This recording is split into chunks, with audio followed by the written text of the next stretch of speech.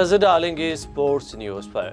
Australia का one day squad आज पाकिस्तान पहुंचेगा। पाकिस्तान के खिलाफ वनडे सीरीज के लिए ऑस्ट्रेलिया स्क्वाड का आज पाकिस्तान पहुंचेगा। वनडे और T20 के कप्तान एरन फिंच ने कहा है कि वो दौरा पाकिस्तान के लिए पुरजोश हैं। इस वक्त ऑस्ट्रेलियाई टेस्ट टीम पाकिस्तान में मौजूद है, जहां वो 3 मैचेस की सीरीज खेलने में मसरूफ है। पाकिस्तान और ऑस्ट्रेलिया के दरमियान 3 मैचेस पर मुश्तमिल सीरीज के 2 टेस्ट मैचेस ड्रा हुए, जबकि तीसरा और आखिरी मैच लाहौर में खेला जा रहा है। पाकिस्तान के खिलाफ 3 वनडे और 1 T20 इंटरनेशनल मैच के लिए ऑस्ट्रेलिया की महदूद ओवर्स की क्रिकेट टीम के कप्तान एरन फिंच और दीगर खिलाड़ी आज पाकिस्तान पहुंचेंगे। फुटबॉल प्रीमियर लीग में ज़्यादा कमाई करने की दौड़ रोनाल्डो ने जीत ली। फुटबॉल प्रीमियर लीग में ज़्यादा कमाई करने की दौड़ क्रिस्टियानो रोनाल्डो ने जीत ली है।